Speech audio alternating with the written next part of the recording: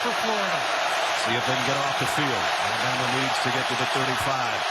Crowd is deafening right now. Bryce Young has a look to the sideline and a backup look to the clock. It's down at 2. Well, it looked like some motion, but I guess they got the snap away and the throw's incomplete.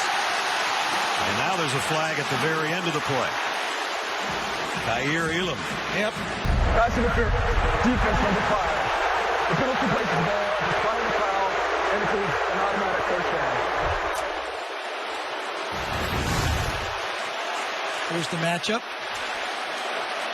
Ooh. Well, I don't like that call. Not at all. Offensive pass interference. In fact, maybe. Metchie grabbed his jersey. I think that's a tough call, and that's tough to play bump and run coverage. If it's going to be called that tight, it's going to be tough on both sides, and that's the style both sides like to play. Throw over the middle behind Metchie, and if that would have been on target, he might still be running. See, that's the slant pass that Tua was a master. Yeah, he was. Okay, and last year Mac Jones came in and took it from there. Not better than Tua, best slant passer I've ever seen. But you're right. If this thing's on target, Metchie does a good job. It's going to be grab onto his ankles because that's your only chance to save a touchdown. Well, John Metchie has certainly solidified himself as one of the top wideouts here at Alabama, but he is truly a man of the globe. His hometown is up in Canada, but his mother is from Taiwan, and that's where he was born. He moved around because of his mother's family and her work, but he settled in Canada before going to boarding school in Maryland and New Jersey. But you know the old saying, home is where the heart is, that's where his mother is. He hasn't seen her in over 2 years because of the COVID-19 pandemic, but he hopes she'll make it to a home game. They blitz. They won't. Young still getting flushed out of the pocket, throws on the run, and broken up again. This time intended for Metchie, and Elam got a hand on it. And finally, Alabama's got a punt. So the penalty and the mistake early was not able to be overcome, and then the Florida defense.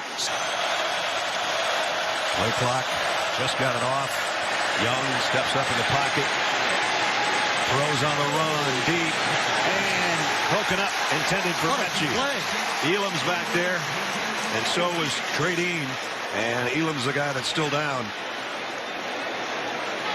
This is exactly what Bryce Young has been doing in the 2 games on tape. He gets out of the pocket, but he keeps his eyes downfield. He does not like to scramble and run. He looks for the big play when he's flushed out, lets it go, and Elam does a great job at the last second of getting that hand and distracting Metchie enough. Metchie could have caught that football, obviously. And Elam, the guy that ended up on the bottom of the pile after making the play, he is their best cover man. Preseason first team all SEC. Hopefully he can just walk things off, but it's not looking great. Feeling a little bit of the heat now, and they're bringing the heat. Young down the seam, almost picked off by Elam, and a flag. Yeah, it's going to be pass interference on the play. Pass interference. Defense number 1. The penalty places the ball at the spot of the foul and includes an automatic first down. You got a guy that made a play and almost had an interception, and then he's back there covering on Metchie. Same thing, only this time his job is to take it from not come inside, but go collision the receiver. But it was a quick pass. Had it not been a quick pass, he'd have got away with that. The bottom of your screen, so it's an empty backfield, and it's a quick wide receiver screen to Metchie, who spins his way, keeps his footing, knocked out of bounds by Brenton Cox. They have a couple of words on the sideline for Florida. They bring a late 4th man on the rush. Jones is in trouble, dancing around, and down he goes, and that is ball game. And I think I said this in Atlanta in December.